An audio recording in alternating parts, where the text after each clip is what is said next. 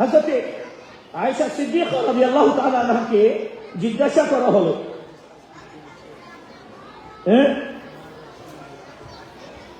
হুজুরে হযরত আয়েশা সিদ্দিকা রাদিয়াল্লাহু তাআলা আনহাকে জিজ্ঞাসা করা হলো, এ আয়েশা সিদ্দিকা রাদিয়াল্লাহু তাআলা আনহা, একটু দয়া করে বলবেন কি হুজুর করিম আলাইহিস সালাতু ওয়াস সালামের ক্যারেক্টার কেমন ছিল?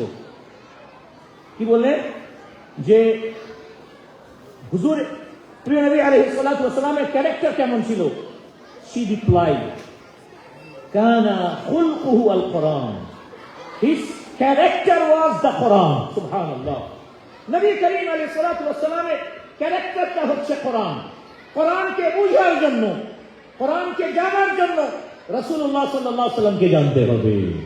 কারণ কোরআন আমরা রিসিভ করিনি, কোরআন আমাদের উপর নাযিল হয়নি, কোরআন নাযিল হয়েছে রাসূলুল্লাহ সাল্লাল্লাহু আলাইহি ওয়াসাল্লামের উপর। সুতরাং প্রিয় নবী আলাইহিস সালাতু ওয়াস সালামকে বাদ দিয়ে, উনার উসওয়ায়ে হাসানাকে বাদ দিয়ে, উনার আখলাকে হামিদাকে বাদ দিয়ে, উনার ক্যারেক্টারকে বাদ দিয়ে, উনার আকীদাকে বাদ দিয়ে, উনার সুন্নাহকে বাদ দিয়ে কেউ কোরআন বুঝতে পারবে না। কথা বুঝে আসছে? কোরআন বুঝার জন্য যদি কেউ মনে করে যে আমি কোরআন বুঝে নেব, নবী করিম আলাইহিস সালাতু ওয়াস সালামকে ছেড়ে আমি কোরআনকে বুঝে নেব, সে কখনো কোরআন বুঝতে পারবে না। আর নবী করিম আলাইহিস সালাতু ওয়াস সালাম হচ্ছেন চলন্ত কোরআন। বলুন সুবহানাল্লাহ। তিনি হচ্ছেন চলন্ত কোরআন। আমার প্রাণপ্রিয় ইসলামী ভাইয়েরা, আল্লাহ তাআলার দরবারে লক্ষ কোটি শুকরিয়া আদায় করছি। আল্লাহ সুবহানাহু ওয়া তাআলা, দেখেন আপনাকে একটা মিসাল দিচ্ছি আপনার ঈমান মজবুত হওয়ার জন্য। এই বোতলটা যে আছে এটা কার উপর আছে? ডেস্কের উপর, ঠিক আছে? ইমামে আজম আবু হানিফা রাহমাতুল্লাহি তাআলা আলাইহি, সকলেই বলেন রাহমাতুল্লাহি তাআলা আলাইহি, বলেছেন, কি বলেছেন? লা তাহবিহিল জিহাদ আসিত্তু কাসাইরিল মুবতাদিআত।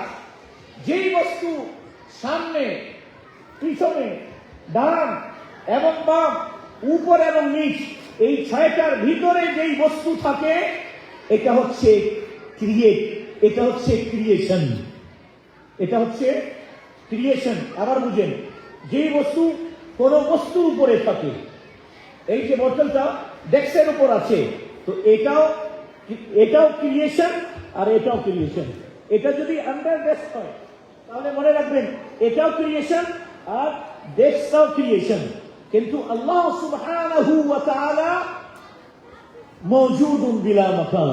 আল্লাহ exists without any place. ইমাম আযম আবু হানিফা রাহমাতুল্লাহি তাআলা বলেছেন, লা তাহবিহিল জিহাদ আসিত্তু কাসাইরিল মুবতাদিআত। ছয়টা দিক যখন ছিল না তখনও আমার আল্লাহ ছিলেন। কথা বুঝে আসছে? এই ছয়টা দিক সৃষ্টি করার পরেও আল্লাহ সুবহানাহু ওয়া তাআলা জিহাদের মুহতাজ নন। বলুন সুবহানাল্লাহ। কথা বুঝে আসছে? এটা হচ্ছে মুসলমানদের বেসিক আকীদা। এভাবে একটা জিনিস মনে রাখবেন, যেই জিনিসের ওয়েট আছে, এটার ওয়েট আছে। আল্লাহ সুবহানাহু ওয়া তাআলা ওয়েট থেকে পাক, কালার থেকে পাক, আল্লাহ তাআলা আকার আকৃতি থেকে পাক, আল্লাহ তাআলা শরীরের অঙ্গ প্রত্যঙ্গ থেকে পাক। আচ্ছা, একটু আওয়াজ দিয়ে বলুন, আমরা নবী করিম আলাইহিস সালাতু ওয়াস সালামের সাথে জান্নাতে থাকতে চাই কি চাই না? হাত তুলে বলেন, জান্নাতে থাকতে চাই কি চাই না? আমরা সকলেই নবী করিম সাল্লাল্লাহু আলাইহি ওয়াসাল্লামের সাথে জান্নাতে থাকতে চাই। তাহলে জান্নাতে থাকার জন্য সহজ তরিকা কি? সহজ তরিকা হচ্ছে আপনাকে 5 ওয়াক্ত নামাজ আদায় করতে হবে এবং কুফর শিরক থেকে বাঁচতে হবে। আল্লাহ তাআলা ইরশাদ করেছেন, ইন্নাল্লাহা লা ইয়াগফিরু আন ইউশরাকা বিহি ওয়া ইয়াগফিরু মা দুনা যালিকা লিমান ইয়াশা। শিরককে আল্লাহ তাআলা কখনো maaf করবেন না। শিরক ব্যতীত যতগুলো গুনাহ আছে আল্লাহ তাআলা ইচ্ছা করলে maaf করে দিতে পারেন। আমার ভাইয়েরা, আমি বছরে একবার এখানে আসি, বিকজ শেখ রিয়াদ আর নাশিদ উনি এবং আমরা এক শিক্ষকেরই আমরা দুজন ছাত্র। বলুন আলহামদুলিল্লাহ।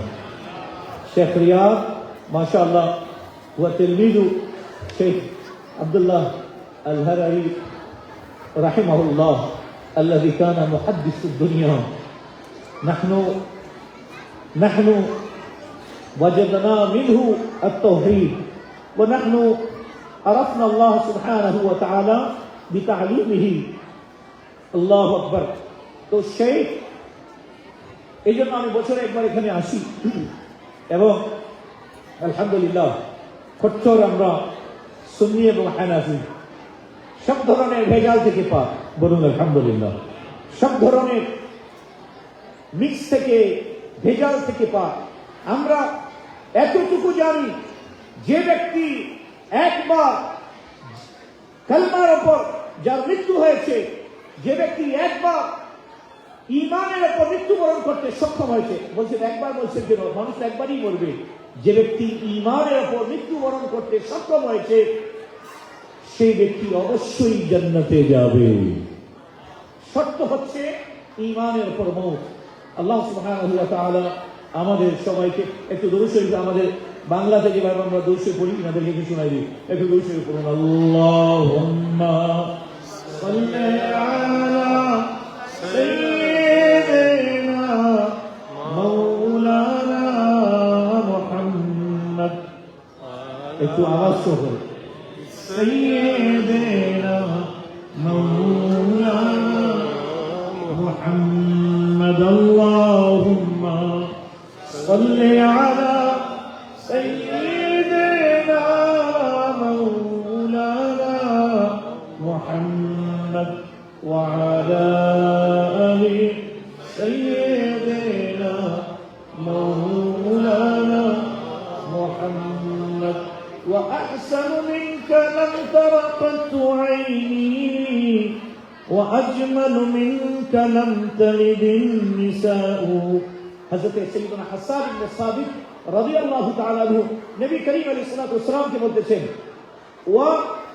يا رسول الله وأجمل منك لم تر قط عيني হুজুর আপনার মতো সুন্দর মহান ব্যক্তিকে আমার দুই নয়ন কখনো দেখে নাই বলুন সুবহানাল্লাহ وأحسن منك لم تلد النساء يا الله تعالى رسول আপনার মতো সুন্দর মহান ব্যক্তিকে পৃথিবীর কোন জননী জন্ম দিতে পারে না আমার সাথে পড়ুন আল্লাহুম্মা সাল্লি আলা সাইয়্যিদিনা মাওলানা মুহাম্মদ ওয়া আলা আলি সাইয়্যিদিনা مولانا محمد صلى الله عليه وسلم so aqidah is the base of Islam aqidah হচ্ছে ইসলামের বুনিয়াদ ইসলামের ফাউন্ডেশন ইমাম গাজ্জালি রাহিমাহুল্লাহ বলেন লা তাসিহুল ইবাদা